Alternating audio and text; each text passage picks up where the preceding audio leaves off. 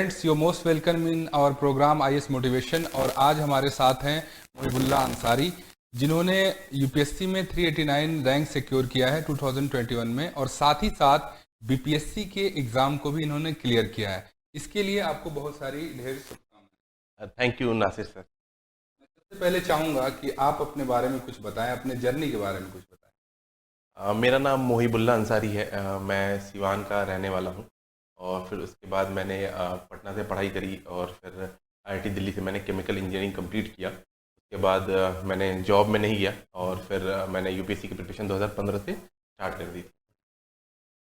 UPSC clear किया आपने, साथ में बिहार पीसीएस, मतलब एक साथ इतनी बड़ी दो सक्सेस, तो कैसी फीलिंग आ रही है, कैसा फील कर रहे हैं आप? मुझे लगा कि दोनों बहुत ग्रेजुअल आया। पहले बीपीएससी मैं कहूँगा थोड़ी छोटी सक्सेस थी क्योंकि मेरा एम यूपीएससी हुआ था, तो मुझे लगता है कि ग्रेजुअल सक्सेस थी तो डाइजेस्ट करने में थोड़ी आसानी रही एज कम्पेयर टू अगर डायरेक्ट यूपीएससी की सक्सेस मिलती तो ज़्यादा अलग एक तरीके का सक्सेस होता। तो ये ग्रेजुअल सक्सेस थी जो मुझे लगा कि डाइजेस्ट करने में थोड़ी आराम रहा मुझे। तो यूपीएससी में कौन सी सर्विसेज आपने ली और आपकी प्रेफरेंसेस कौन से स्टेट रहे? मेरा पहला प्रेफरेंस आईएएस है, दूसरा आईपीएस है और इंशाल्लाह आईपीएस मिल जाना चाहिए मुझे इस रैंक पे।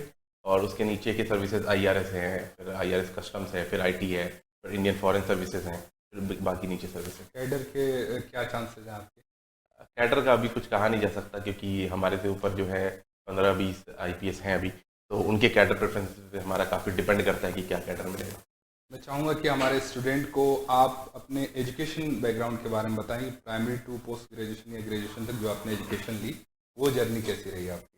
हाँ, जब हम गांव में रहते थे सिवान में, तो फिर मैं गवर्नमेंट स्कूल में भी गया था, मदरसे में भी गया था। उसके बाद मैंने दरभंगा में अपनी 2 तक की पढ़ाई 3 तक की पढ़ाई करी एंड फिर उसके बाद पटना में मैंने 10 तक पढ़ाई करा एंड फिर उसके बाद 11-12 मैंने फिर दरभंगा से करा और फिर आईआईटी दिल्ली से मैंने केमिकल इंजीनियरिंग में ग्रेजुएट हूँ और फिर उसके बाद मैं यहाँ आ गया। Chemical engineering. यूपीएससी इतनी बड़ी सक्सेस, यूपीएससी का एग्ज़ाम क्लियर करना ही बहुत बड़ी बात है, लेकिन सिलेक्शन के बाद सभी लोग ये चीज़ें तो देखते हैं कि आपने इतनी बड़ी सक्सेस गेन करी है, बट इसके पीछे की जो मेहनत है, जो आपने सेक्रीफाई किया है, जो आपने स्ट्रगल किया है, मैं चाहूँगा उसके बारे में बताएं। और सेक्रीफाई करना या जो आपका स्ट्रगल है वो क्यों एक यूपीएससी स्टूडेंट के लिए इम्पोर्टेंट होता है? बहुत सारे स्टूडेंट ऐसा सोचते हैं कि नहीं, हमें बहुत ज़्यादा स्ट्रगल करना पड़ रहा है या मैं बहुत ज़्यादा सेक्रीफाई कर रहा हूँ, वो छोड़ना चाहते हैं, बहुत परेशान हो जाते हैं। तो इस पे अपने एक्सपीरियंस को आप बताएं। मैं 2-3 इंस्टेंसेस अगर शेयर करूँगा तो फिर पता लग जाए कि सेक्रीफाइसेस कितना करना पड़ता है। मेरी सिस्टर की शादी थी एंड शादी थी और उस समय मेरा मेंस था, पहला अटेम्प्ट था, मेरा पहला मेंस था। पहले अटेम्प्ट में मैं इंटरव्यू तक गया था। तो उस मेंस का सेक्रीफाइस मैं आपको बताता हूँ कि मेरी बहन की बारात आने वाली थी दिन में और सुबह सुबह मैं पहुंचा था, तो मेरी बहन ने कहा कि बारात के साथ ही आ जाते। तो इस लेवल का आपको सेक्रीफाइस करना पड़ता है कि आप घर में अपने पर्सनल लोगों की वेडिंग में भी आप नहीं जा पाते हैं। बहुत बार ईद और दिवाली छूट जाती है आपकी।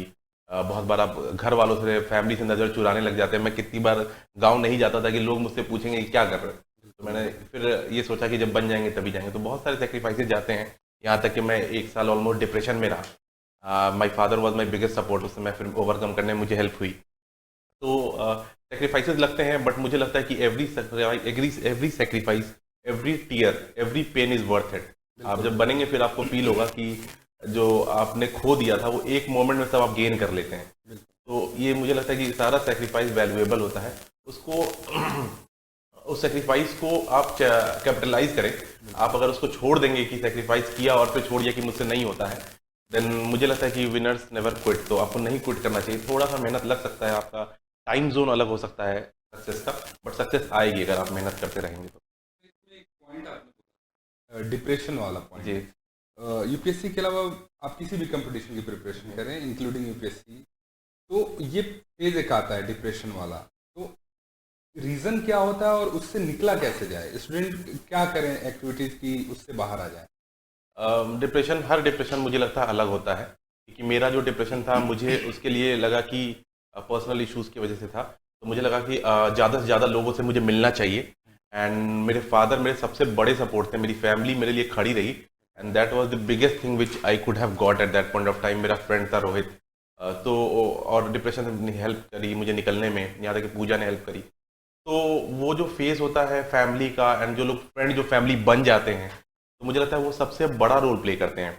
अगर जैसे कि और भी लोग हैं जो कि एक्सट्रोवर्ट नहीं है, जैसे मैं एक्सट्रोवर्ट हूँ, तो एक्सट्रोवर्ट के लिए काम कर सकता है कि आप ज़्यादा से ज़्यादा लोगों के साथ रहें, बट इंट्रोवर्ट के लिए मे बी ये काम ना करे, तो उनको अपना अलग निकालना पड़ेगा कुछ, कैसे उसको आउटकम निकालें, कैसे इससे बाहर निकले। बट इवन मुझे लगता है कि मैं साइकोलॉजिस्ट और साइकेट्रिस्ट के पास भी गया था। मैं अब रिकमेंड करूंगा कि प्लीज़ अगर आपको कभी भी लगता है कि आप डिप्रेशन में, आप प्लीज़ जाएं। ये कोई वो नहीं है, हीन भाव से ना देखें कि मुझे ये हो गया या जैसा भी है, आप उससे फाइट करें, डॉक्टर दिखाएं, इज नॉर्मल डिजीज जो हुआ है आप। जी बिल्कुल, ऐसा कहा जाता है और ये सभी ने माना भी है कि यूपीएससी जो है वो पर्सन नहीं, व्यक्ति नहीं, पर्सनैलिटी का टेस्ट है, यानी व्यक्तित्व का टेस्ट है। जी। तो इस पे आप अपनी क्या राय रखते हैं, क्या समझते हैं आप? मैं ये समझता हूँ कि जैसे यूपीएससी का जो प्रिपरेशन है उसमें अगर हम ध्यान देंगे तो वो चाहती है कि आप एक हम्बल इंसान, एक बेटर अंडरस्टैंडिंग, एक क्रिटिकल एनालिसिस वाले ह्यूमन बीइंग बने। तो एज अ ह्यूमन जो मैं आया था, this is what I can give in writing, कि मैं वो आज इंसान तो बिल्कुल नहीं हूँ। और जो बंदा प्रिपरेशन करने आता है उसको यूपीएससी अपने हिसाब से ढाल लेती है, और अगर आप उसमें नहीं ढल पाते हैं तो तो आपका सिलेक्शन नहीं होने वाला, क्योंकि यूपीएससी का अपना एक स्ट्रक्चर है, वो अपना एक पर्सनैलिटी टेस्ट भी लेती है, और वो आपको जब तक आपकी पर्सनैलिटी वैसी नहीं बना देगी जो कि सर्विस में चाहिए, वो आपको सिलेक्ट नहीं करेगी। आप कितनी भी किताबें पढ़ लें, आप कितना भी नॉलेज ले लें, लेकिन अगर आप पर्सन अगर फिट नहीं है, आपकी पर्सनैलिटी फिट नहीं है, तो आपका सिलेक्शन नहीं होने वाला है।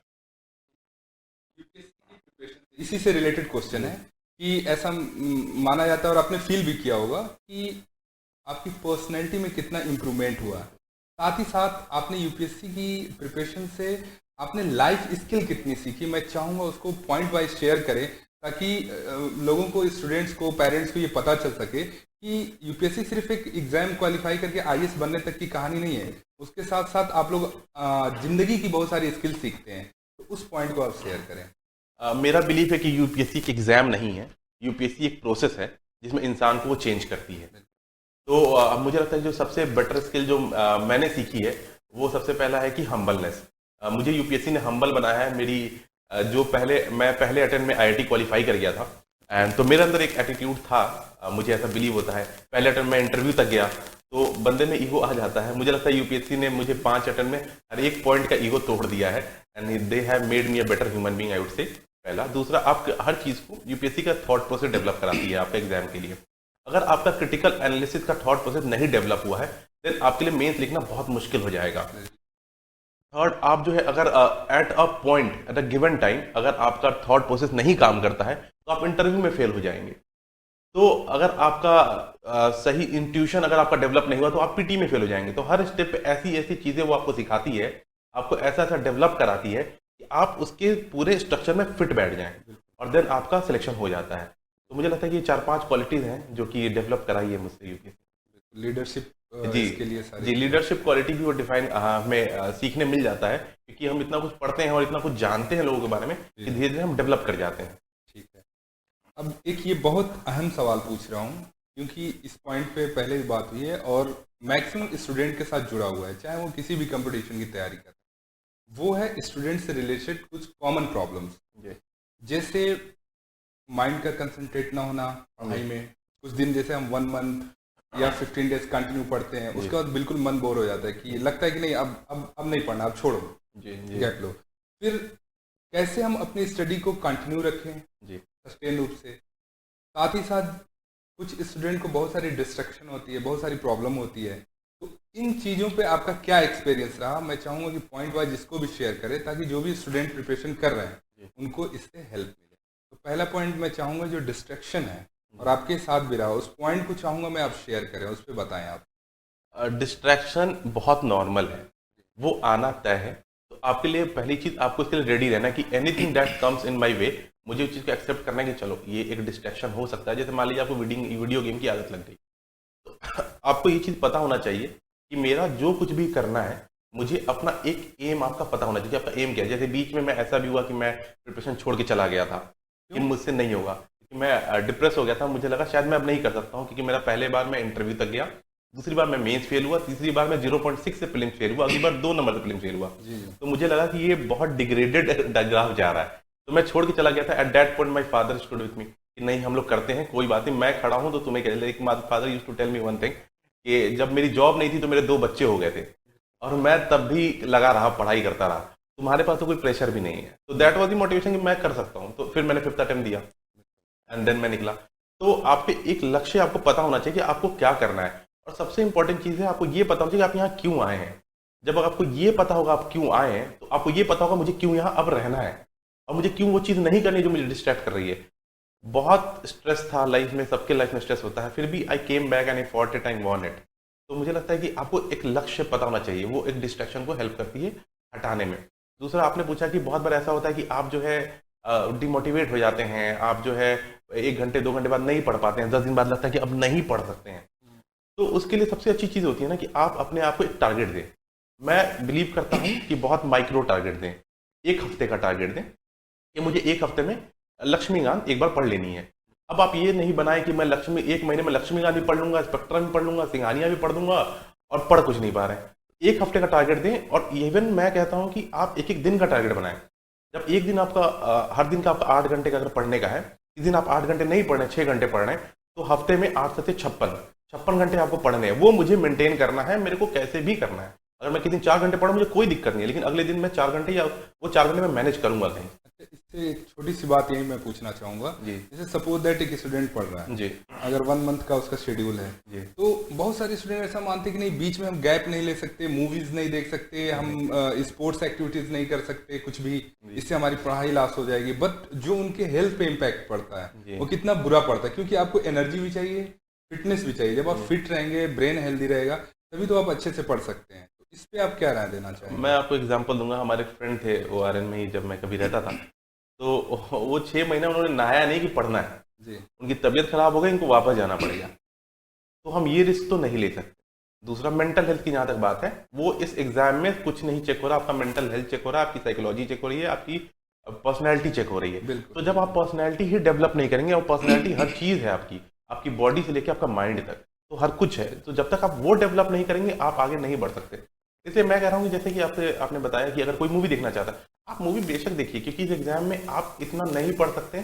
आपको एक लिमिट रखनी है कि भाई पागल नहीं होना है पढ़ पढ़ के, बिल्कुल सही बात है। फ्रेश माइंड रखना है, क्योंकि हर बार कुछ नया। आप प्रीटी का इस बार पेपर देखेंगे, तो अगर आप अपना ब्रेन नहीं चला पा रहे हैं, तो आप सारी किताबें भी पढ़ लेंगे, आप सॉल्व नहीं कर पाएंगे। आपका ब्रेन एकदम शार्प चलना चाहिए एग्जाम में, उसके लिए आपको माइंड फ्रेश होना चाहिए। माइंड फ्रेश के लिए आप थोड़ा घूम भी सकते हैं, कभी 2 महीने 3 महीने में एक बार ट्रिप भी बनाई, कोई दिक्कत नहीं है। लेकिन ये है कि मेरा टारगेट कंप्लीट हो, उसके बाद, जैसे आपको बताया सर मैंने कि मेरा 56 घंटे या मेरा तो वैसे 70 घंटे का टारगेट था कि 10-10 दिन हर घंटे पढ़ूंगा, और हर दिन पढ़ूंगा, और 1 हफ्ते में 70 घंटे। ये मेरा पहला अटेम्प्ट था।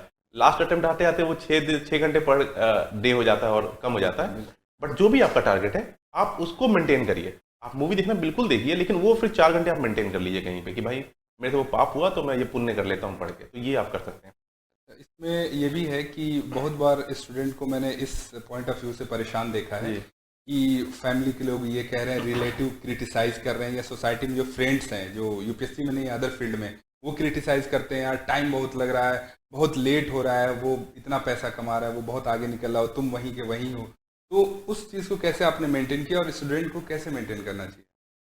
मुझे लगता है कि जो मेरे साथ सेम इशू था, मैं खुद IIT दिल्ली से पढ़ा हूँ, तो मेरे खुद के फ्रेंड जो हैं वो कोई 40 लाख कमा रहा है, कोई 50 लाख कमा रहा है, लेकिन आपको भी लगता है कि मैं ये कर सकता था, मैं नहीं कर पा रहा हूँ। आप फैमिली के पास नहीं जाते हैं, आपकी फैमिली ताने मारती है।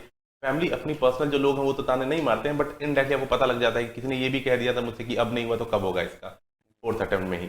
तो बट मेरे को लगा कि जब मेरे फादर मेरे साथ खड़े थे, पेरेंट्स का इससे मेरे को लगता है कि सबसे बड़ा सपोर्ट होता है, तो मेरे फादर ने कहा कि करते हैं, तो फिर मेरे को भी लगा कि मैं कर सकता हूँ। और मुझे लक्ष्य पता था कि मुझे वो चीज़ करनी है। और मैंने एक चीज़ और जो मैंने बनाई भी थी अपने, कि मैं शायद कुछ और नहीं कर पाऊंगा अगर मैं ये नहीं किया तो। एक ये मेंटेलिटी होती है, तो आपको वो हेल्प करती है कि इसी के लिए फाइट मारने में। बिल्कुल बिल्कुल। तो मुझे लगता है कि जब लक्ष्य पता होता तो इतनी दिक्कत नहीं आती इन चीज़ों में आप। और मैं एक बात बिल्कुल स्पष्ट बता दूं कि जो चीज़ भी आपने लोगों के ताने या फिर आपने नौकरी जो कुछ भी खोया है, एक बार लिस्ट में नाम आने के बाद ऐसा लगता है कि सब पा लिया, सब पा लिया। बिल्कुल। तो मैं वही कहता हूँ कि हर स्ट्रगल, हर टीयर, हर पेन वर्थ है। आप एक बार फाइट तो मारें अच्छे से। प्रॉब्लम से रिलेटेड ही एक बात और है, ये है time management and daily routine. जी तो इसका कितना इम्पैक्ट पड़ता है जब आप इतने बड़े एम को टारगेट कर रहे हो कि हमें यूपीएससी में सिलेक्ट होना है, मेरा एम यूपीएससी है, तो उसके लिए फिर आपको चाहिए भी ये कि आपकी टाइम टेबल, डेली रूटीन, तो इसको कैसे आपने मैनेज किया और कैसे मैनेज करना चाहिए? मुझे लगता है कि एग्जाम में प्रोसेस में जो बिगेस्ट थिंग आप सीखेंगे वो है डिसिप्लिन। अगर आप डिसिप्लिन नहीं है तो मैं तो कहता हूँ आप छोड़ के चले जाइए। अगर आपके अंदर डिसिप्लिन नहीं है कि मैं 10 घंटे पढ़ूंगा, या फिर चलो 10 घंटे भी नहीं पढ़ना, आप कम टारगेट बनाए, कोई दिक्कत नहीं है। आप धीरे धीरे बढ़ाइए, आप मैनेज करिए। जैसे मैंने आपको पहले बताया कि मैं ऐसे टारगेट बनाता था कि मैं पहले अटेम्प्ट में 12 घंटे का टारगेट था हर दिन का, वो अगले अटेम्प्ट में 10 हो गया, फिर वो 8 हो गया, फिर 6 हो गया। वो कम होता जाता है कि आप स्टेबिलिटी कम होती जाती है, माइंड ज़्यादा परेशान होने लग जाता है अटेम्प्ट के साथ। तो डिसिप्लिन बहुत जरूरी है, और डिसिप्लिन आप छोटे छोटे माइक्रो टारगेट्स बनाइए। मेजर टारगेट्स बनाने से लॉस ये होता है कि हम पोस्टपोन कर देते हैं कि ठीक है अभी लक्ष्मीकांत नहीं पढ़ा, अच्छा एंड में पढ़ लेंगे। तो बड़े टारगेट का ये इशू होता है। तो मैं माइक्रो टारगेट, इवन डे का टारगेट कि आज मैं ये अपने आपको पता होना चाहिए, यू मस्ट नो योरसेल्फ कि आप क्या कर सकते हैं। मुझे पता है कि आज मैं 10 चैप्टर लक्ष्मीकांत के पढ़ सकता हूँ, तो फिर आज वो टारगेट बनाइए। और आप नहीं कंप्लीट कर रहे हैं और अगले दिन का भी टारगेट आपके पास पता है आपको, तो अगले दिन भी 10 चैप्टर है, तो कुछ नहीं, अगर 8 ही चैप्टर आज आप पढ़ पाए तो अगले दिन 12 चैप्टर पढ़ेंगे। तो मैं ये कहता हूँ कि माइक्रो टारगेट, हर दिन का टारगेट और हफ्ते का टारगेट, ये आपको बहुत हेल्प करेगा। इसी से स्टूडेंट से रिलेटेड एक और क्वेश्चन है कि जो कंटेंट है जी, आपको पता है कि बहुत सारी बुक्स हैं, नोट्स हैं, तरह तरह की चीज़ें आज के ज़माने में ऑनलाइन मटेरियल है, वहाँ बहुत कन्फ्यूज़न होता है जी, स्टूडेंट को लगता है कि मुझे एनसीईआरटी भी पढ़ना है, फिर ये बुक्स पढ़नी है, मार्केट में बहुत चल रही है, फिर किसी कोचिंग के नोट्स पढ़ने हैं, तो एक्सेस ऑफ कंटेंट हो जाता है। तो वहाँ पे कैसे बैलेंस करें इस चीज़ को? क्योंकि मैंने देखा है कि बहुत सारे स्टूडेंट इस वजह से परेशान हैं कि उनको पढ़ना तो आता है, सब कुछ पता है, बट कंटेंट को नहीं मैनेज कर पा रहे हैं, वो सारी चीज़ें पढ़ रहे हैं, बहुत कन्फ्यूज हैं कि क्या छोड़ें और क्या पढ़ें। तो इसमें आपने क्या स्ट्रेटजी रखी? मुझे लगता है हर बंदा खुद ही सीखता है कि उसको क्या पढ़ना है क्या नहीं पढ़ना है। अब जैसे कि मैं पर्सनली बता रहा हूँ कि जैसे म्यूजिक वाला चैप्टर है सिंघानिया में, मैं वो नहीं पढ़ता हूँ, क्योंकि मुझे पता है कि आज तक मैंने जितना अटेम्प्ट दिया उसमें क्वेश्चन आया ही नहीं। बिल्कुल। अब मैं उसको पढ़ भी लूंगा, क्वेश्चन आएगा नहीं आएगा, जिसमें डिवियल में छोड़ देता हूँ। तो ये तो स्पेसिफिक बुक की बात हो गई। अब बड़े बड़े लेवल पे, जैसे कि मैक्रो लेवल पे अगर हम देखें, तो मुझे ये नहीं समझ आ रहा है कि क्यों परेशान है आप। क्योंकि अगर लक्ष्मीकांत पता है तो मैं डीडी बसु क्यों पढ़ने जाऊँ। अगर मुझे ज्योग्राफी की एनसीईआरटी पता है पढ़ना है, तो फिर मैं क्यों माजिद हुसैन उठा लूँ। मैं क्यों, अगर स्पेक्ट्रम पता है तो मैं प्लासी 2 पार्टीशन उठा लूँ, या फिर मुझे अगर शंकर पता है तो मैं के सिद्धार्थ क्यों उठा लूँ। जरूरत ही नहीं है इन किताबों की। जब आपको पता है कि हर में एक किताब में एक बुक है, एक किताब पढ़नी हर सब्जेक्ट में, आप वो पढ़िए, आप वो कंप्लीट करिए। जब आपके ऊपर एकदम कमांड हो जाए कि मैं इससे तुम कहीं से पूछ लो मैं बता दूंगा, आप दूसरा उठाइए, कोई हर्ज नहीं है। 5-6 किताबें हैं, ये सबको पता है, लेकिन आप फिर भी कह रहे हैं कि मैं जो है इस कोचिंग का उठा के हिस्ट्री पढ़ लेता हूँ। अब ये तो मैं सुसाइडल मानता हूँ इस चीज़ को, कि अब ये सुसाइडल है। एक्चुअली इसमें होता ये कि जैसे जब आप कॉलेज से आते हैं तो कॉलेज में जो स्टडी होती है, ये सारी चीजें, तो उनका एक नेचर अलग होता है वहाँ स्टडी का। ये कंपटीशन है, यूपीएससी है, आपको इसे करना है, इसका नेचर अलग होगा पढ़ने का। तो बहुत बार स्टूडेंट इसमें डिफरेंट नहीं कर पाता है कि हाँ कॉलेज की लाइफ अलग थी, वहाँ के पढ़ने का जो सिनेरियो था, ये चीजें थी वो अलग थी। यूपीएससी में कंपटीशन के हिसाब से पढ़ना है और उसमें बहुत सिलेक्टिव पढ़ना होता है। तो इस पे क्या आप कहेंगे? मैं कहूँगा कि वही जो 5-6 किताबें हैं, आप उस पर कमांड करिए, एंड ट्रस्ट मी, अगर आप उन 5-6 वो स्टूडेंट उस नेचर को कैसे चेंज करे जो कॉलेज से वो लेके आया है या स्कूलिंग? वो तो क्योंकि आपको कंपटीशन निकालना है, तो आपको कंपटीशन के हिसाब से ढलना पड़ेगा, कंपटीशन आपके हिसाब से नहीं ढलेगा। बिल्कुल। तो जो किताब अभी मैं, जैसे on this platform I am saying कि मैं बहुत 5-6 बेसिक किताबें ही पढ़ी हैं जो सबको पता है, प्रीलिम्स के लिए बता रहा हूँ, और इस बार होपफुली चौथी बार प्रीलिम्स निकल जाएगा। तो मैं बता रहा हूँ कि 4 बार प्रीलिम्स निकाला मैंने, वो 6-7 किताबें पढ़ के। तो आप क्यों अपने आप को एक्सटेंड कर रहे हैं? आप अपने आप को कन्फाइन करिए, अपने आप को रोकिए। ये बहुत बड़ा इशू होता है। जैसे कि ये किताब पढ़ लेता हूँ, बहुत मजा आता है किताबें पढ़ने में, क्योंकि नया नया कुछ सीखने मिलता है, बट वहीं अपने आप को रोकना है कि नहीं, मुझे एग्जाम निकालने आया हूँ, मैं पीएचडी करने नहीं आया हूँ। अपने आप को समझाना बहुत इंपॉर्टेंट है। ये कंपटीशन है, ये कंपटीशन है जी। ठीक है।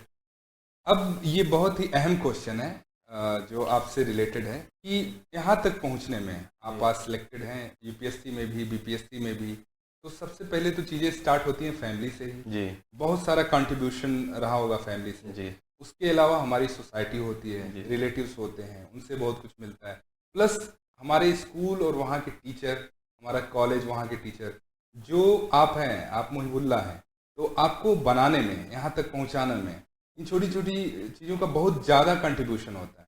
तो कैसे आप लौटाएंगे इसको अपने सोसाइटी, फैमिली, कॉलेज, स्कूल को किस वे में लौटाना चाहिए, क्या करेंगे?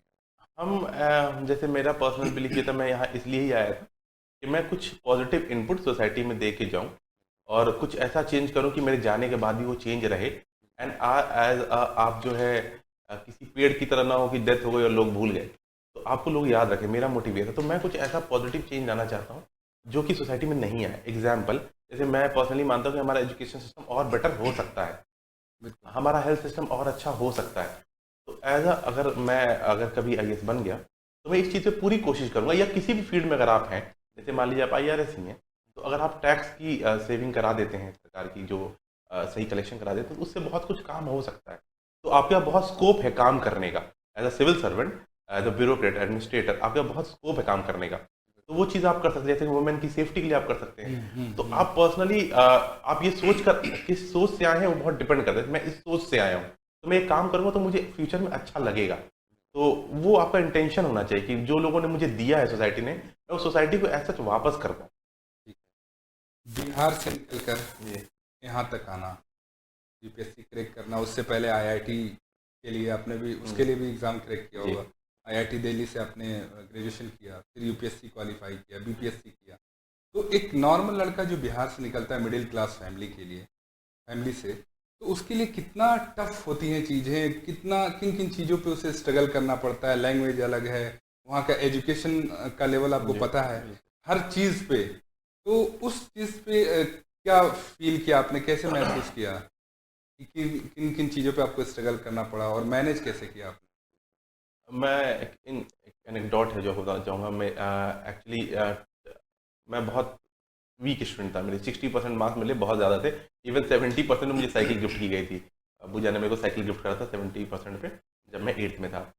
एंड 9th में मेरा अच्छा परफॉर्म नहीं था। आई थिंक 10th के सेंटअप में भी मैं 40-50% नंबर थे। बिल्कुल। प्री बोर्ड में मैं फेल भी हो गया था। अच्छा। तो जी, तो 20 दिन पहले my father called me and बहुत पिटाई हुई मेरी। एंड उसके बाद से उन्होंने बोला कि 20 दिन अभी भी बचे हैं बोर्ड में, तुम पढ़ लो। तो फिर मैंने मेहनत करा and I scored quite well. फिर मैं कोटा चला गया, वहाँ मैंने पढ़ाई करी थोड़ी सी। तो मैं इतना कहना चाहता हूँ कि जो एजुकेशन सिस्टम है हमारा, वो बिहार में तो है थोड़ा लो, बट और भी जगह पे भी कोई बहुत अच्छा नहीं है। बिल्कुल। ठीक है। तो जो एग्ज़ाम जो यूपीएससी जो आपको प्रोवाइड करता है सिस्टम एग्ज़ाम का, वो सबको एक इक्वल लेवल पे ले आता है। तो आई वुड से कि UPSC is the greatest equaliser you will see, कि इसमें इंजीनियर्स भी आईआईटी के लड़के वापस जा रहे हैं, और आईआईटी के लड़के आकर, आईआईएम के लड़के यहाँ आकर, आई नो पर्सनली जो यहाँ से वापस चले गए, और आई नो पर्सनली जो बीए और बीएससी के स्टूडेंट जो बिहार में करके यहाँ आके सिलेक्ट भी हो रहे हैं। बिल्कुल। तो ये चीज़ है। तो ऐसा नहीं है कि, सवाल भूल गया। क्वेश्चन ये था कि जैसे बिहार से एक नॉर्मल फैमिली से कोई लड़का आता है, तो जब आप बड़े शहर में जाते हैं लाइक दिल्ली, तो एजुकेशन है, कल्चर है, बहुत सारी चीज़ों पे स्ट्रगल करना पड़ता है। तो उसको कैसे मैनेज किया आपने? हाँ, तो वो चीज़, मैं जब आईआईटी दिल्ली आ गया तो मुझे इस चीज़ का फ़ायदा हुआ कि यहाँ पे मुझे थोड़ा एक्सपेंशन मिल गया अपने हॉराइजन का, नॉलेज का हॉराइजन बढ़ गया मेरा। तो मुझे इस चीज़ का फ़ायदा हुआ। बट मुझे लगता है अगर कोई आज के डेट में अगर बिहार में रहकर डिसकनेक्टेड है, तो ऐसा नहीं पॉसिबल हो सकता, क्योंकि आपके पास इंटरनेट 4G है। तो इंटरनेट का रेवोल्यूशन इतना बड़ा रेवोल्यूशन है आज की डेट में कि मेरी खुद की कजन सिस्टर बिहार में, गांव में, सिवान में रहकर वो आज जो है ऑनलाइन क्लासेस कर रही हैं और फ्री में कर पाती हैं। क्योंकि यूट्यूब पे बहुत सारे लोग फ्री में कराते हैं, जैसे आपने ये वीडियो फ्री में डाली, बहुत लोगों को इससे हेल्प होगी। कुछ किताबें मैंने बताई, जो भी कुछ भी मैंने गाइड किया, तो उससे बहुत लोग हेल्प होगी। तो आज के इंटरनेट के समय में ये अब बहुत वो जो बैरियर था वो खत्म हो गया थोड़ा। बिल्कुल बिल्कुल। अगर आपको मौका दिया जाए, आपको चांस तो वैसे भी मिलेंगे ही, अब देखते हैं कैडर का, तो आप अपने स्टेट में किन किन 2-4 पॉइंट पे सुधार करना चाहेंगे बिहार में? फर्स्ट एंड फॉरमोस्ट मैं एक लॉ एंड ऑर्डर का इशू सॉल्व करना चाहूँगा, क्योंकि लॉ एंड ऑर्डर ही मुझे लगता है कि आपके इंडस्ट्री, इकोनॉमी, हर चीज़ को गाइड करता है। दूसरा एजुकेशन सिस्टम पे, क्योंकि मैं गवर्नमेंट स्कूल में भी बचपन में पढ़ा हूँ, मैं 2 टायर स्कूल में भी पढ़ा हूँ और 1 टायर स्कूल में भी पढ़ा हूँ। तो मुझे पता है कि कितना डिफरेंस है। मैं खुद पढ़ के जब स्कूल से आया हूँ बिहार से और यहाँ के लोगों से मिला, तो हमारी पर्सनैलिटी में भी डिफरेंस है, ये हमें एक्नॉलेज करना पड़ेगा। तो वो चीज़ को ओवरकम करने में एजुकेशन सिस्टम अगर सुधार पाए तो वो एक दूसरी चीज़ होगी। यहाँ तक कि हेल्थ में भी अगर आप देखेंगे, जैसे मेरी खुद की रिलेटिव जो है आंगनबाड़ी में है, तो वहाँ क्या क्या इशू आता है ये मुझे पता है। तो वो चीज़ अगर हम सॉल्व कर पाएँ और लोगों लोगों तक पहुँच गए पाएँ हेल्थ को लेकर, तो मुझे लगता है कि ये चीज़ें हमें हेल्प करेगी पूरे बिहार को डेवलप करने में और स्टेट को डेवलप। और लास्ट में मैं ये चाहूँगा कि हमारे स्टूडेंट जो तैयारी कर रहे हैं या करना चाहते हैं, उनके लिए आप क्या मैसेज देना चाहेंगे? मैं कहूँगा कि आप 100% रिस्पॉन्सिबिलिटी ले अपने फेलियर्स की। अगर आप फेल होते हैं तो आपकी खुद की कोई गलती रही होगी और आप उसको सही भी कर सकते हैं, पहला। दूसरा, आप अच्छे लोगों के साथ रहें, वो बहुत ज़्यादा इंपॉर्टेंट है। आप अच्छे लोगों के साथ रहेंगे, आपको ज़्यादा कुछ सीखने मिलेगा। अच्छे वीडियोज़ देखें, अच्छी चीज़ें गेन करने की कोशिश करें, अपने आप को कन्फाइन करें पढ़ाई पे और एक डिसिप्लिन लाइफ जिएँ। आप कन्फर्म सेलेक्ट हो जाएँगे, कोई आपको रोक नहीं सकता अगर आपकी डिसिप्लिन लाइफ है। आपका बहुत बहुत धन्यवाद। थैंक यू सो मच कि आप हमारे प्लेटफॉर्म पे आए और आपने अपना इतना कीमती वक्त दिया स्टूडेंट्स के लिए। इसके लिए हम सभी स्टूडेंट की तरफ से हम बहुत थैंकफुल हैं आपके लिए। एंड फ्रेंड्स, नेक्स्ट वीडियो में इसी तरह के किसी हीरो से मुलाकात होगी और आपके जो भी क्वेश्चन हैं, जो भी प्रॉब्लम्स है, या आप चाहते हैं कि एज ए मेंटर या एज ए गाइडलाइन आपको मिले, तो आप ले सकते हैं। उसके लिए हम कॉन्टैक्ट नंबर देंगे आपको, व्हाट्सअप टेलीग्राम के थ्रू आप जुड़ सकते हैं। और जो भी स्टडी से रिलेटेड आपको प्रॉब्लम है या कुछ सीखना चाहते हैं, तो वहाँ से आपको हेल्प दी जाएगी। Thank you so much. Thank you.